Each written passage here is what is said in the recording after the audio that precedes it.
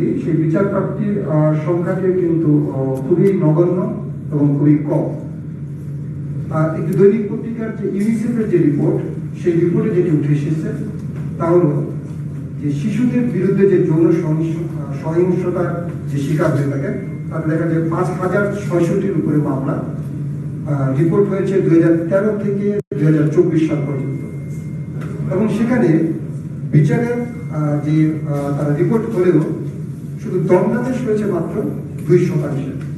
এবং ওই একই আলোচনায় উঠে এসেছে যে 2025 সালের যে জানুয়ারি থেকে নভেম্বর পর্যন্ত যে শিশু হেল্পলাইন, এই ব্যাপারে যে শিশু হেল্পলাইন আছে সেটা আমরা সকলেই জানি যে 1098, সেই 1098-এ প্রায় 4,25,651টি কল এসেছে।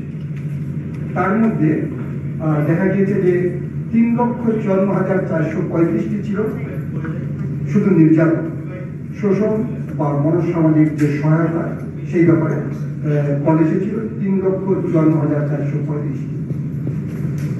এবং আমরা যদি নারী ও শিশুর মধ্যে যদি কম্পেয়ার করি তাহলে দেখা যাবে যে 2026 সালের 15ই মে পর্যন্ত, এই বছরে 2026 সালের 15ই মে পর্যন্ত যে 936 জন নারী ও কন্যা তাদের যে নির্যাতনের শিকার হয়েছে তার মধ্যে হলেন প্রায় 75 জন নারী এবং 132 জন শিশু ধর্ষণের শিকার হয়েছে, সব মিলে 207 জন।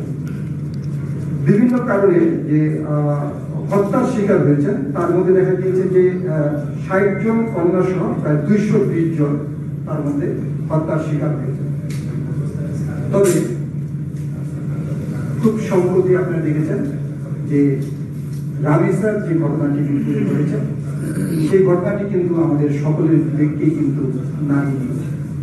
এবং সেই ঘটনার প্রেক্ষাপটে আসলে অনেক সংগঠন, অনেক মানবাধিকার কর্মী তারা এগিয়ে এসেছেন।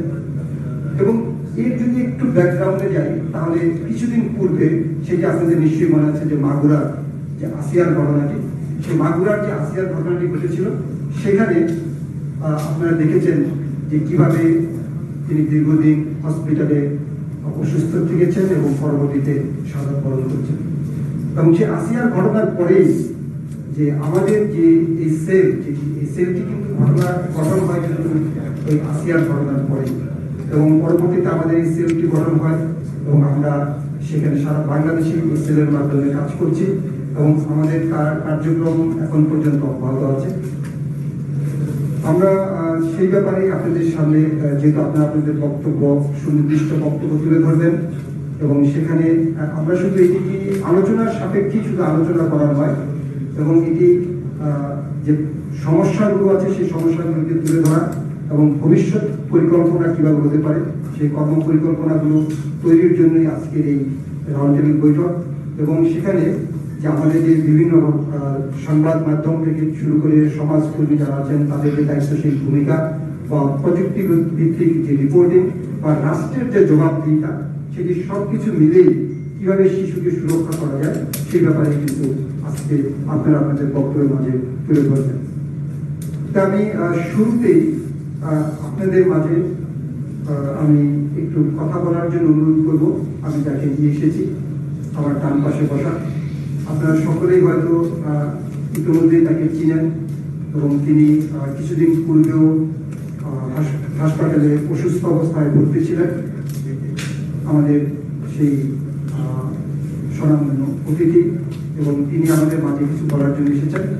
আমাদের রামিসার বাবাকে আমি, কারণ তার আবার আগামীকালকে তার কোর্ট আছে, গতকাল তার বৃহস্পতিবার রাত কোর্ট ছিল এবং তিনি হসপিটালে ভর্তি ছিলেন এবং হসপিটালে ভর্তি থাকা অবস্থায় তিনি আদালতে যেতে হয়েছিল। আমি তাকে বলার জন্য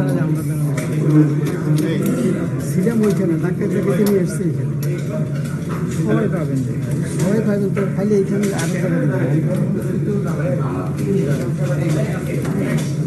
ডাকবার জন্য আপনাদের সবাইকে ধন্যবাদ জানাচ্ছি। সত্যি বলতে আমি রামেশ্বর বাবা, কিন্তু আমার নাম এখন আমার নাম হয়ে গেছে রামেশ্বর বাবা। যে রামেশ্বর 7 বছর 8 বছরের একটা মাসুম বাচ্চা, যাকে ধর্ষণ করে খন্ড বিখণ্ডিত করে নৃশংসভাবে হত্যা করা হয়। এই যে আমাদের সমাজ ব্যবস্থা, আমাদের প্রতি বছর প্রতিনিয়ত এই 52 বছর যাবৎ কখনো না কখনো কোনো না কোনো ভাবে আইন করা হয়, নানানভাবে নানান ধরনের আইন করা হয়, কিন্তু সে আইনের বাস্তবায়ন আমরা সেটা খুব একটা দেখি না। আবার যদি বলবি যে বাস্তবায়ন শুধু সরকারই করবে, আমার কাছে তা মনে হয় না। আমি খুব মূর্খ একজন মানুষ, আমার কাছে মনে হয় যে সমাজের নাগরিক হিসাবে আমাদেরও কিছু দায়িত্ব আছে। সে সঠিক দায়িত্বগুলো যদি আমরা পালন না করি, তাহলে এক দরজা থেকে এক দরজার দূরত্ব হচ্ছে 3 ফিট। এই 3 ফিটের ভিতরে আমরা একটা শিশুকে নিরাপত্তা দিতে পারি না। নিশ্চয়ই সরকার এই 3 ফিটের নিরাপত্তার দায়িত্ব নেবেন না। সেখানে আমাদের পরিবার, এক পরিবার থেকে আরেক পরিবারের পারিবারিক সম্পর্ক, পরিচিতি এবং সৌহার্দ্যপূর্ণ সম্পর্ক যদি আমরা তৈরি না করতে পারি, তাহলে এরকম মনে হয় আরো হাজার হাজার রামেশ্বর খন্ড বিখণ্ডিত হয়ে আমাদের রাস্তায় পড়ে থাকবে, আর এই নরবিশ্বাসটা তাকে খন্ড বিখণ্ডিত করবে। আমি বাবা হিসেবে আজকে একজন ধর্ষিতার বাবা হিসেবে পরিচিত। এটা দায়ভার কি আমি নেব, না সমাজ দেবে, না রাষ্ট্র নেবে? আমি জানতে চাই, আমি এটা জানতে চাই, এই দায়িত্ব কে নেবে? এই দায়িত্ব কি আমার অবহেলা, সমাজের অবহেলা, না রাষ্ট্রের অবহেলা? আমি আজকে খন্ড বিখণ্ডিত আমার সোনার টুকরা সন্তান, তার দায়িত্ব কে নেবে? আমি কি তার জন্য দায়ী, না কে দায়ী? আমাদের এই জন্য ভবিষ্যৎ প্রজন্ম রক্ষা করবার জন্য আমাদের কি করণীয় প্রয়োজন? হয়তো বা আমার প্রতি আপনারা বিরক্ত হতে পারেন বা মনোক্ষুণ্ণ হতে পারেন। আপনারা আলাপ করবেন, আলোচনা করবেন, সমস্যার সমাধান বের করবেন, কিন্তু সত্যিকারে কি কোনো সমস্যার সমাধান চলে আসবে? ভবিষ্যতে কি আর কোনো রামেশ্বর এরকম ধর্ষিত হয়ে, মাথা খণ্ডিত হয়ে, ক্ষত বিক্ষত হয়ে বাপ মার বুকে সারা জীবনের জন্য ক্ষত বিক্ষত হতে দেবেন? নাকি আপনারা সত্যিকার ভাবে এমন কোন সিদ্ধান্ত নেবেন যে আর রামেশ্বর হাতে ফুল নিয়ে রাস্তায় সে রাস্তায় খেলে বেড়াবে, বাবার হাত ধরে দৌড়ে বেড়াবে, মার বুকে সে বুকের মধ্যে মুখ লুকাবে, সে কোনো ভয় পাবে না? সব পরিশেষ বলবো, কালকে আমার বাসায় একটা বাচ্চা এসেছিলেন 5 বছরের, একটা 5 বছরের বাচ্চা। তার বাবা আমার বাসায় তাকে নিয়ে আসতে বাধ্য হয়েছে, কারণ তার মেয়েটা পুরো ট্রমা হয়ে গেছে। একটা 5 বছরের মেয়ে, সে ধর্ষণ শব্দটা বলতে শিখে গেছে, কিন্তু সে ধর্ষণ কি জিনিস তার তো জানার কথা। তার একটা 5 বছরের মেয়ে আমাকে জিজ্ঞেস করতেছে, আঙ্কেল এই দরজার ভিতরে কি রামেশ্বর ধর্ষণ হয়েছে? আজকে তার মা তাকে ছাড়তে চায় না, আর সে তার মার আঁচল ছাড়া টয়লেটে যেতে পারে না। এই হচ্ছে আমাদের আজকে বাংলাদেশের বাচ্চাদের বর্তমান মনের অবস্থা।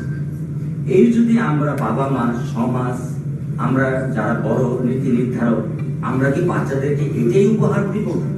আমরা কি এই উপহার দেওয়ার জন্য আমরা শিক্ষিত জাতি? আপনারা শিক্ষিত কলম ধরেন, আমরা তো মূর্খ, আমরা তো কিছু করতে পারি না, কিন্তু আপনারা শিক্ষিত হয়ে কি আমাদের কিছুই দিতে পারবেন না? যদি দিতে না পারেন তাহলে কি আমাদের বুক খালি করে দিতে পারবেন? আমাদের রামেশ্বর গলা কেটে নাই, সে গলা কেটে কি আপনারা নির্মম ভাবে হত্যা করে দিতে পারবেন? আমাদের বুক খালি করার অধিকার আপনাদের কে দিয়েছে? একটা বাচ্চা যখন মার পেটে আসে 10 মাস, সেদিন আপনারা মার সামনে এখানে আসেন, আপনারা জানেন কতটুকু কষ্ট হয়। পাশাপাশি স্বামী হিসাবে যে বাচ্চার কষ্টে দায় ভার তার স্বামীকেও দিতে হয়। সে 10 মাস পেটে থেকে 8 বছর পর্যন্ত মায়া, মমতা, ভালোবাসা, স্নেহ সমস্ত একটা নিষ্করা হোক, একটা কুটিপুটি হোক, সমস্ত কিছু নিগড়িয়ে দিয়ে একটা সন্তানকে বাবা মা মানুষ করবার চেষ্টা করে। যখন 8 বছর বয়সে বা 10 বছর বয়সে বা 15 বছর বয়সে একজন বাবা মাকে, সেই সন্তানকে সমাজের নরবিশ্ব হায়নারা খেয়ে ফেলে, ধর্ষণ করে ফেলে, এর দায়িত্ব কার? এই দায়িত্ব কে নেবে? আমরা সাধারণ জনগণ, সমাজ, রাষ্ট্র, না অতি শিক্ষিত যারা আপনারা আছেন, যে গোল টেবিল করছেন? আমাকে আপনারা ক্ষমা করবেন যদি আমার ভাষা বা আমার ব্যক্তি বা আমার আবেগ আপনাদেরকে আহত করে থাকে। আমি আপনাদের কাছে বড় জোরে ক্ষমা চাই, কিন্তু আমি আমাকে অপরাধ করতে পারছি না। আজকে আমি আব্দুল হান্নান মোল্লা না, আমি একজন ধর্ষিতার বাবা, আমি একজন খণ্ড বিখণ্ড লাশের বাবা, রাস্তায় বেরোলে বলে রামেশের বাবা। আমি তো রামেশের বাবা হয়ে থাকতে চাই না, একজন ধর্ষিতার বাবা হয়ে থাকতে চাইনি। আমি তো আব্দুল হান্নান মোল্লা হয়ে রামেশের গর্বিত পিতা হয়ে থাকতে চেয়েছি। আপনি আমাকে সেই নাম ফিরিয়ে দেন, আমাকে সেই নাম প্লিজ ফিরিয়ে দেন আপনারা আমাকে। আমি আপনাদের কাছে করজোরে আপনাদের কাছে মিলিত করে আমাকে সেই নামে সেকে ফিরিয়ে দেন। পারবেন? যদি না পারেন তাহলে আপনারা কি দিতে পারবেন? এমন একটা অন্তত সমাজ ব্যবস্থা দেন, যে ব্যবস্থা আর কোনোদিন রামেশের বাবা মাদের বুক খালি হবে না, আর কোন বাবা মা সারা জীবনের জন্য কান্নার পথ খোলা থাকবে না। সারা জীবন তারা জীবনের শোক আহ্লাদে জিন্দা লাশ হয়ে থাকবে। আমার স্ত্রী আজকে তোমার মধ্যে আজকে 13 দিন, সে কি বলে, কোথায় যায়, কিভাবে যায়, তাকে প্রতিনিয়ত আমাকে টেক কেয়ার করতে হবে। সে পাগলের মতো হয়ে গেছে। আমি জানি না, আল্লাহ ভালো জানে সে সুস্থ হবে কিনা। আমার আরেকটা বাচ্চা আছে, আমি একটু তাকে নিয়েও খুব ভয়ে ভীত এবং শঙ্কিত।